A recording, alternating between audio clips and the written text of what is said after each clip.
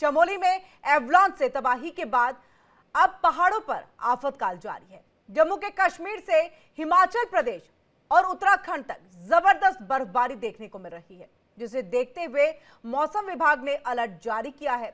मैदानी इलाकों में बारिश हो रही है तो वहीं कश्मीर में 2 महीने से सूखा पड़ा हुआ था, ना तो बारिश हुई और ना ही बर्फबारी। हालात ऐसे थे कि नदियां एक बूंद पानी के लिए तरस रही थी, सूखी पड़ी थी। और आपको बता दें कि कुदरत ने ऐसा चमत्कार कर दिया कि हफ्ते भर में न सिर्फ बारिश हुई बल्कि पहाड़ों पर भी जम करके बर्फबारी हुई है। उत्तराखंड में भी मौसम ने एक बार फिर से करवट बदल ली। राज्य के निचले इलाकों में सुबह से ही बारिश का दौर जारी है, जबकि उत्तरी और ऊपरी इलाकों की बात कर ले तो क्षेत्रों में बर्फबारी जारी है। यमुनोत्री, गंगोत्री, केदारनाथ, बद्रीनाथ में लगातार बर्फबारी हो रही है और इसी मुद्दे पर खास मेहमानों के साथ हम चर्चा करेंगे, लेकिन उससे पहले आपको दिखाएंगे ये रिपोर्ट।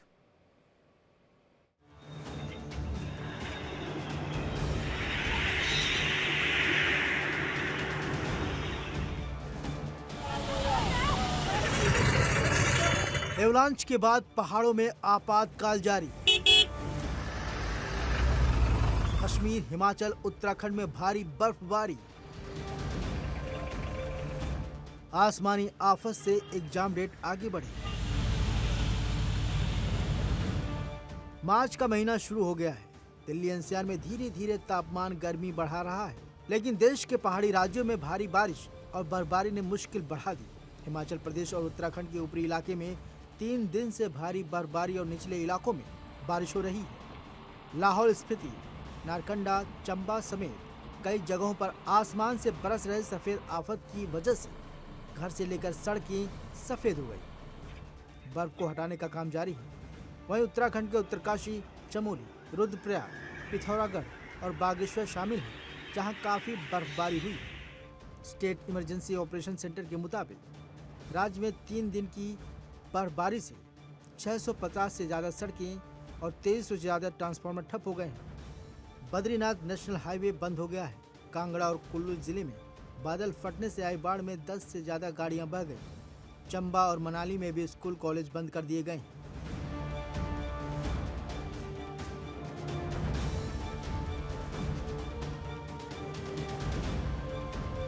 जम्मू कश्मीर में भी जमकर बर्फबारी हुई।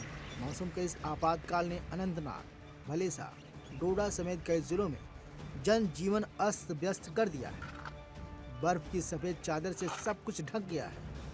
चारों तरफ जहां देखिए वहां सिर्फ बर्फ ही बर्फ नजर आ रहा है।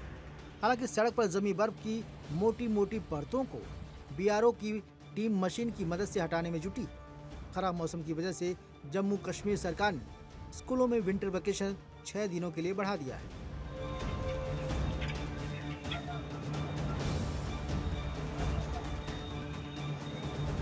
पहाड़ी इलाके में बर्फबारी ने तो मैदानी इलाकों में भारी बारिश और बर्फबारी ने लोगों की परेशानी बढ़ा दी। पंजाब के अमृतसर में भी जमकर बर्फबारी हुई। लोग बर्फबारी का आनंद लेने के लिए देर रात राजा सांसी पहुंच गए, लेकिन अमृतसर में बारिश के बाद भारी ओलावृष्टि भी हुई, जिसने सभी को हैरान कर दिया। ਅਸੀਂ ਇਸ ਰੋਡ ਰਾਹੀਂ ਗੁਜ਼ਰ ਰਹੇ ਤੇ ਵੇਖਿਆ ਅਚਾਨਕ ਇੰਨੀ ਬਰਫ਼ ਪਈ, ਸ਼ਿਮਲਾ ਬਣਾ ਪਿਆ ਵੇ ਤੇ ਕੁਦਰਤ ਦੀ ਬੜੀ ਅਪਾਰ ਕਿਰਪਾ ਹੋਈ। ਬਹੁਤ ਵਧੀਆ ਹੈਗਾ ਕਿ ਮੌਸਮ ਬਹੁਤ ਵਧੀਆ ਬਣਾ ਸੀ ਆਪਣੇ। ਹਾਂ, ਬਰਫ਼ ਪੈ ਗਈ ਹੈ, ਖੁੱਲੀ ਬਰਫ਼ ਪਈ, ਬਹੁਤ ਜ਼ਿਆਦਾ ਨਜ਼ਾਰਾ ਹੈਗਾ।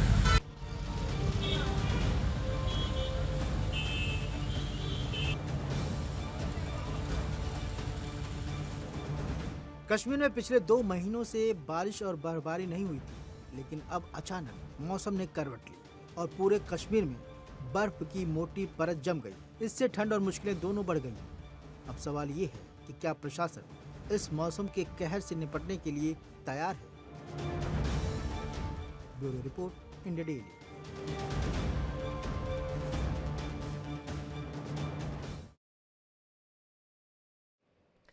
और इसी पर ज्यादा बातचीत करने के लिए हमारे साथ दो खास मेहमान जो है वो जुड़ चुके हैं, उनसे हम आपका तारुफ करा देते हैं। अंजुल प्रकाश हैं, क्लाइमेट एक्सपर्ट है, वो हमारे साथ जुड़ चुके हैं। आपका बहुत बहुत स्वागत है अंजुल जी। और इसी के साथ नरेश चंद्र पंत हैं, भूवैज्ञानिक है, वो भी हमारे साथ जुड़ चुके हैं। आपका भी बहुत बहुत स्वागत है नरेश जी। सबसे पहले अंजुल जी आपका हम रुख करते हैं। देखिए अभी तक फरवरी के महीने में हम ऐसे देख रहे थे कि गर्मी लगने लगी थी। तकरीबन अगर सबसे अधिकतम तापमान देखें तो 26.7 यानी कि 26-28 के बीच का आप मान लीजिए। अचानक से ये परिवर्तन हो जाना, अचानक से यहां पर देखिए ऐसा महसूस हो रहा है कि वापस ठंडक जो है वो दस्तक दे रही है, यानी कि हम विंटर सीजन में फिर से एंटर करने जा रहे हैं। ये बदलाव क्यों? 15 साल पहले मुझसे ये बात पूछती तो मैं आपको कहता कि अभी साइंस जो है वो अभी परिपक्व नहीं है जी जो बताने के लिए कि एक मिनट, आवाज थोड़ी सी या सो साइंस जो है उतना परिपक्व नहीं है जिससे कि हमें ये पता चले कि ये जो इवेंट्स हो रही हैं, एक्सट्रीम वेदर इवेंट्स हो रही हैं, इसका क्लाइमेट चेंज से क्या ताल्लुक है। बट 2023 में आईपीसीसी की जो रिपोर्ट आई है, जो 6 में रिपोर्ट बोलते हैं उसको, उसमें ये बात बहुत क्लियर ढंग से लिखी है कि जितने भी चेंजेस हम देख रहे हैं, वैश्विक स्तर पर जो चेंजेस हम देख रहे हैं वो क्लाइमेट चेंज के कारण है और ये मानव निर्मित है। 2000 साल के जो हमारे रिकॉर्ड्स हैं उसको ये शो करता है कि ये मानव निर्मित क्लाइमेट चेंज की तरफ हम आगे बढ़ रहे हैं। और इसका मतलब ये है कि इस तरह के जो इवेंट्स हैं इसकी नो फ्रीक्वेंसी भी बढ़ेगी, इसकी तीव्रता भी बढ़ेगी और इसके जो अनुपात है इसमें भी बहुत वृद्धि आने वाली है। तो ये मुझे जो अभी जो बर्फबारी का जो न्यूज़ हम लोग देख रहे हैं, ये कोई नई चीज हमें नहीं लग रही, क्योंकि रिपोर्ट्स जो जितने सारे क्लाइमेट चेंज के रिपोर्ट्स हैं, आईपीसीसी के रिपोर्ट्स हैं, उन सबों में इस बात का जिक्र है कि इस तरह की घटनाएं बढ़ने वाली हैं फ्यूचर में। और जी जो अंजल सरकारें जी आप कह रहे हैं नई बात नहीं लग रही है। आप तो चलिए ये रिपोर्ट्स पढ़ रहे हैं, आपको पता है कि देखिए अब जिस तरह से आधुनिक चीजें आ गई हैं उस स्तर पर जो है पता लगाया जा सकता है कि आने वाले दिनों में क्या होगा। लेकिन हम जैसे आम लोगों के लिए तो ऐसा है कि बहुत बदलाव है, और ये बदलाव क्यों है। लेकिन आपने जो कहा कि देखिए आने वाले वक्त में जो है ये कुछ ज्यादा ही रोटेशन जो है चीजें नजर आएंगी, यानी ये माने कि कभी भी ठंड हो जाए, कभी भी गर्मी हो जाए, कभी भी बारिश वाली स्थिति आ जाए, ये यानी आने वाले दिनों में ये सब देखने को मिल जाएगा। और वो भी कब होगा समझ में नहीं आ पाएगा। जी जी जी, एकदम यही बात मैं कहने जा रहा था कि आप अगर देखें तो जो हम जिस तरह के ग्लोबल वार्मिंग के एरा में हम रह रहे हैं, उसके कारण जो है ये पूरा वाटर वाटर साइकिल जो है वो एक्टिवेट हो चुका है, जिसके कारण हमारा जो ऑलरेडी हम 1.2 डिग्री से 1.5 degree warming already we have reached from pre industrial age. तो ये जो ग्लोबल वार्मिंग है उसके कारण जो वैश्विक स्तर पे तापमान और जलवायु में परिवर्तन आए हैं वो ह्यूज है। और उसका सबसे बड़ा जो है वो इम्पैक्ट है हिमालयन रीजन में और अदर रीजन्स जो कि हम लोग जिनको कहते हैं क्लाइमेट सेंसिटिव रीजन्स हैं। और हिमालय जो रीजन है बहुत ज्यादा क्लाइमेट सेंसिटिव है, वहां पे जो इस तरह के चेंजेस आ रहे हैं इसका अनुपात लगाना, अनुमान लगाना बहुत मुश्किल हो रहा है, क्योंकि क्लाइमेट चेंज का सबसे बड़ा एक ये है कि वो सब चीजों को एकदम ऐसा कर देगा कि आपको समझ में नहीं आएगा कब क्या होने वाला है। और इस तरह से चीजें जो है वो प्रेडिक्टेबल अनप्रेडिक्टेबल हो जाती हैं। ये अनप्रेडिक्टेबिलिटी का प्रेडिक्शन हमें है, लेकिन कब होगा ये हमें नहीं पता। ये टाइमिंग का पता नहीं लगा सकते हैं। ठीक है, आपके पास हम वापस लौटेंगे अंजल जी।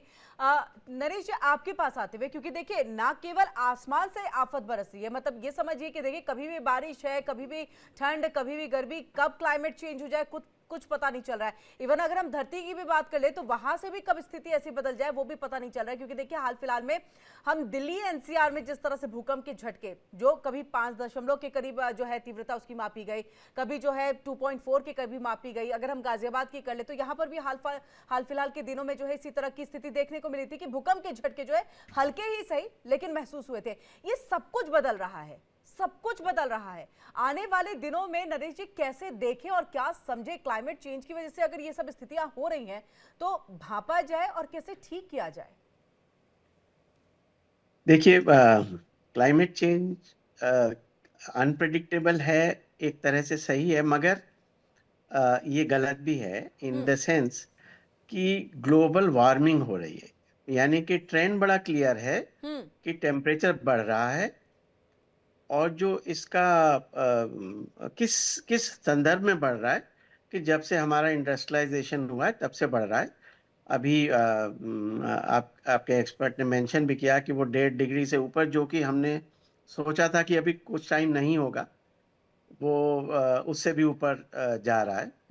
तो डायरेक्शन तो देखिए, क्लाइमेट चेंज की शॉर्ट टर्म में टेम्परेचर बढ़ने की है, उसके कारण बहुत सारी चीजें हो रही हैं। जैसे अभी आपने ये अवलांच और इसका दिखा रहे थे आप, जिसमें जब बर्फ गिरती है तो वो पानी का एक स्टेट है, यानी कि पानी भाप भी हो सकता है, बर्फ भी हो सकता है, लिक्विड भी हो सकता है।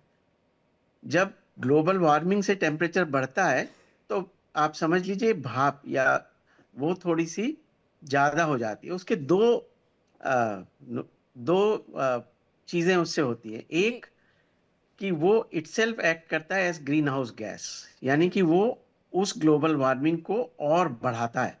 और दूसरी, क्योंकि मॉइस्चर ज़्यादा अवेलेबल होती है तो उसके प्रेसिपिटेशन के चांसेस ज़्यादा होते हैं, और हायर एल्टीट्यूड्स में और हायर लैटिट्यूड्स में वो स्नो की तरह प्रेसिपिटेट करता है। तो डायरेक्शन, मैं अपनी बात पे दोबारा आता हूँ कि जो डायरेक्शन तो तय है, डायरेक्शन तो इस डायरेक्शन में हो रही है, उसके स्थानीय लेवल पे, स्थानीय उसमें क्या क्या परिणाम होंगे वो प्रेडिक्ट करने में परेशानी है। और दूसरी बात यह है कि इसका कुछ पार्ट तो प्राकृतिक है, मगर काफी सारा हिस्सा हमारे आपके कारण भी है। मतलब ह्यूमन बीइंग्स या एंथ्रोपोजेनिक जिसको कहते हैं, उसके कारण भी है। उसी को हम कंट्रोल कर सकते हैं केवल।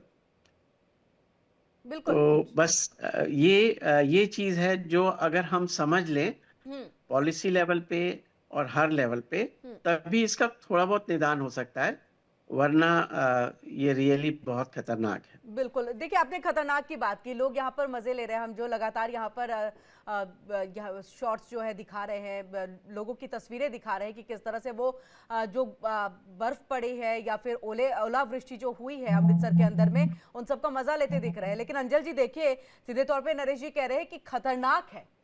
अब ये किस लेवल पे खतरनाक है, ये आप जैसे एक्सपर्ट जो है बहुत अच्छे से जानते हैं, और आप लोगों के थ्रू जो है हम सब भी इस बात को समझ सकते हैं।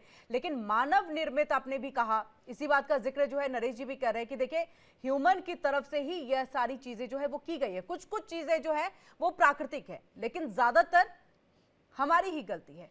कैसे सुधारे? क्योंकि देखिए, अगर हम देशों की बात कर ले तो हर कोई चाह रहा है कि विकास हो, हम डेवलपमेंट की कैटेगरी में आ जाए, और ऐसे में उद्योग जगत बढ़ रहे हैं, ऐसे में आप नई नई चीजें लेकर के आ रहे हैं, तो ये सारी चीजें हो रही हैं। तो कहां पर एक रोक लगनी चाहिए, या कहां पर एक नॉर्म्स बनने चाहिए कि अब इससे आगे कोई देश जो है इंडस्ट्री और नहीं बिठा सकता है, या इस तरह से धुएं का लेवल हो, उन सबको कम किया जा सकता है?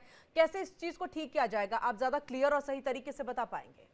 जी जी। तो इसमें दो बातें हैं। एक तो है कि इंटरनेशनल जो अंतर्राष्ट्रीय मंच पर हमारी जो साझा स्थिति रहती है, जिसमें हम सब कंट्रीज के लोग मिलते हैं, जो कॉन्फ्रेंस ऑफ पार्टी होती है, कॉप होता है, जो जिसमें नेगोशिएशन होता है ना, जिसमें ये हम डिस्कस करते हैं कि अब हम इससे आगे नहीं जाएंगे। तो पहले जो था वो टारगेट था कि 1.5 डिग्री से हम आगे नहीं जाएंगे, वो एंड ऑफ सेंचुरी टारगेट था।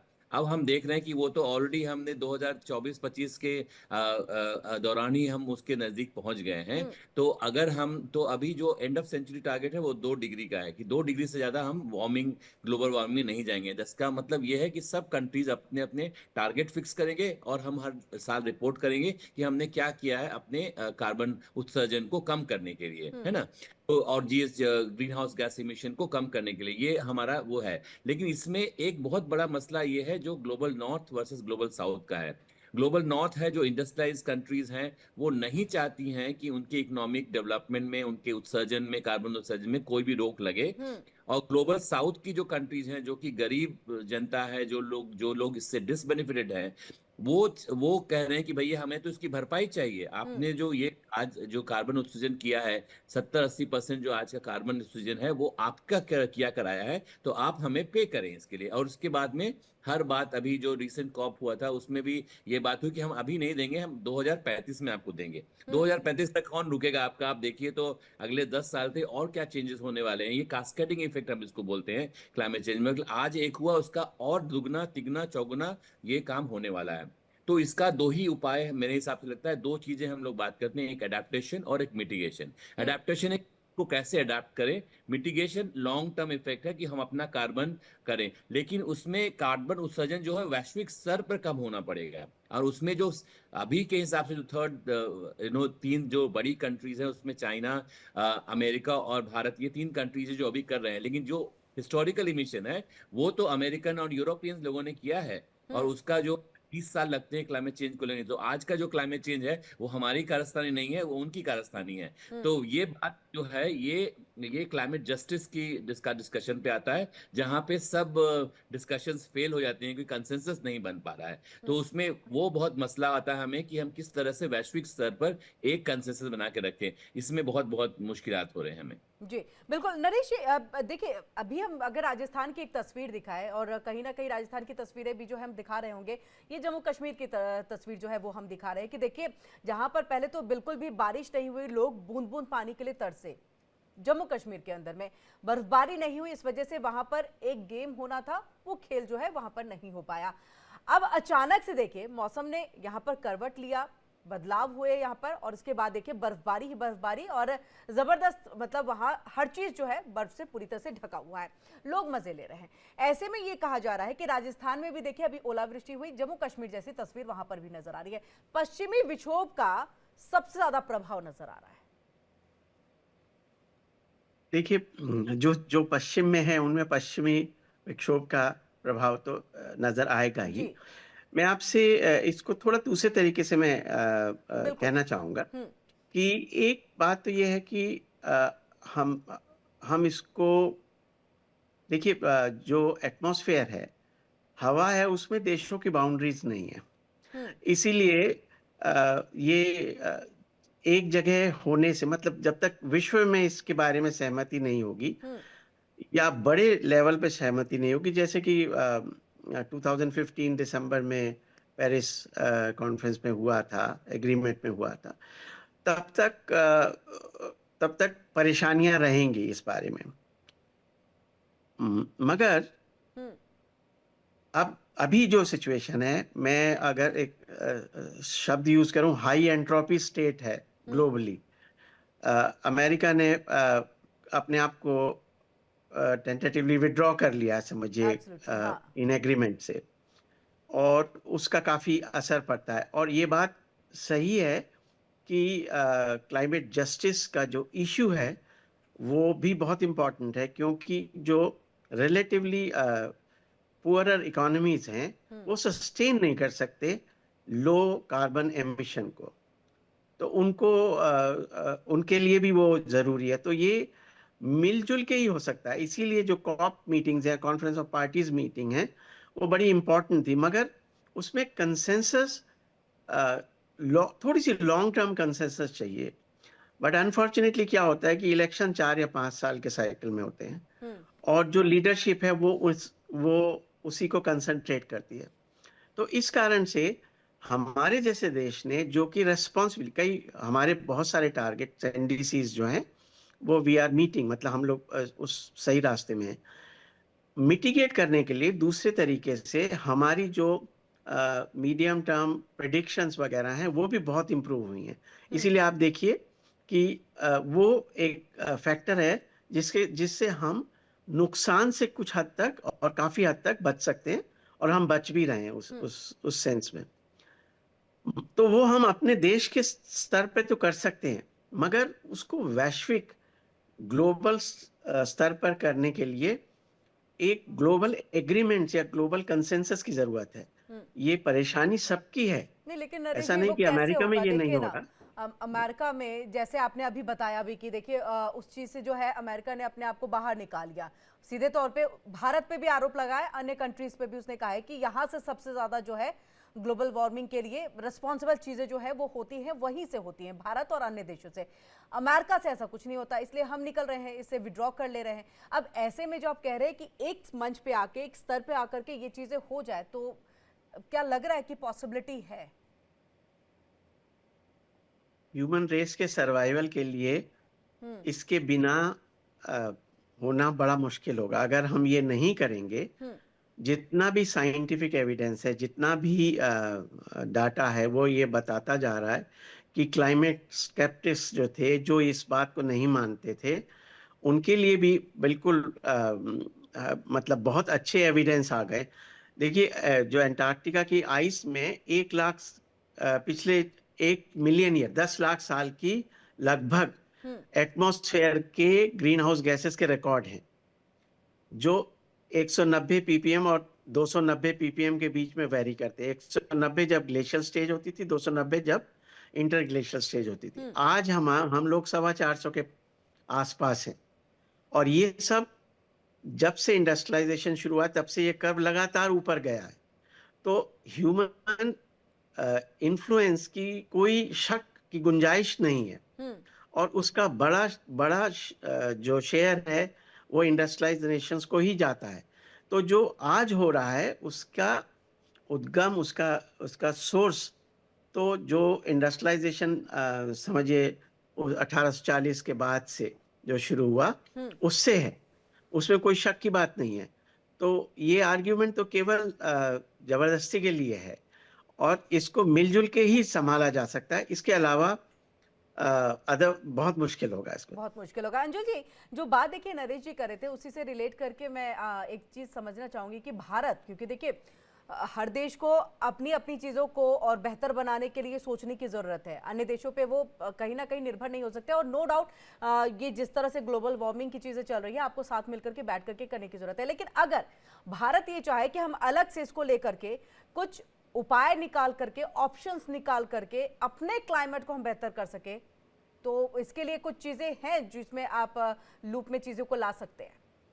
नहीं, इसमें दो बातें हैं। एक तो पहली बात, जो वैश्विक स्तर पर क्लाइमेट चेंज हो रहा है उसमें हम केवल अपना जो उत्सर्जन है, कार्बन उत्सर्जन है, उसको कम कर सकते हैं। और भारत ने एक्चुअली अपना उत्सर्जन बहुत ही कम किया। आप देखिए तो अगर हमने पेरिस एग्रीमेंट में बोला था कि बाई 2030 के करीब हम अपना जो शिफ्ट है फ्रॉम कोल बेस्ड इलेक्ट्रिसिटी, हम उसको शिफ्ट करके रिन्यूएबल एनर्जी में लाएंगे, समझे। तो वो 2030 का टारगेट था। हमने ऑलरेडी 2024 में ऑलरेडी हमारे पास 49% जो है, मतलब ऑलमोस्ट 50% जो हमारे जो इलेक्ट्रिसिटी आ रही है वो नॉन रिन्यूएबल सोर्सेज से आ रही है। और हम आज के जमाने में नेशनल सोलर मिशन जो है, इंटरनेशनल सोलर मिशन जो इंडिया ने ही इसको ये किया, प्रमोट किया है, that is taking huge step in not only in India but all other countries. So हम जो है एक स्थिति में इस तरह के हैं कि जो हम ग्लोबल लीडरशिप दे सकें, स्पेशली जो ग्लोबल साउथ की कंट्रीज हैं उनका एक लीडरशिप वॉइस।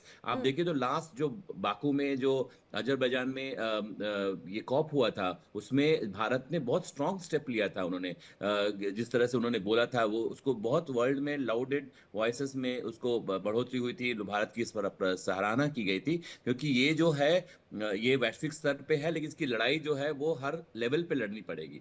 आपका क्वेश्चन है, मैं उस पर आ रहा हूँ कि हमने वैश्विक स्तर पे जो हमारा कमिटमेंट था उसको हमने बहुत अच्छी तरह से किया और हम कर रहे हैं। लेकिन एक जो प्रॉब्लम हम उसको सॉल्व नहीं कर पाए कि हम उसको लोकल स्टेट में, कि ग्लोबल वार्मिंग और क्लाइमेट चेंज ग्लोबल प्रॉब्लम है, उसका जो इम्पैक्ट है बहुत लोकल है। अभी जो आप देख रहे हैं ये लोकलाइज्ड इम्पैक्ट हम इसको बोलेंगे। इसका मतलब है कि हमको अपना घर भी सुधारना पड़ेगा। वो हम कैसे करेंगे? हम उसके लिए दो तीन चीजें, एक तो साइंटिफिक जो इंफॉर्मेशन है उसका प्रचार प्रसार ऐसा हो कि जिससे कि हम उसको इंफॉर्मेशन पहले इन एडवांस दे सके। जैसे अगर बाढ़ की स्थिति आने वाली है तो हम क्या, और हमने किया है, आप अगर देखें तो साइक्लोन से जो उड़ीसा में लोग मरते थे, आज एक आदमी नहीं मरता है। हमने बहुत अच्छी तरह से उड़ीसा में उसको हमने किया है। तो हमारे पास local in house information system है जिसमें हमने इसको कर्व करने की कोशिश की है।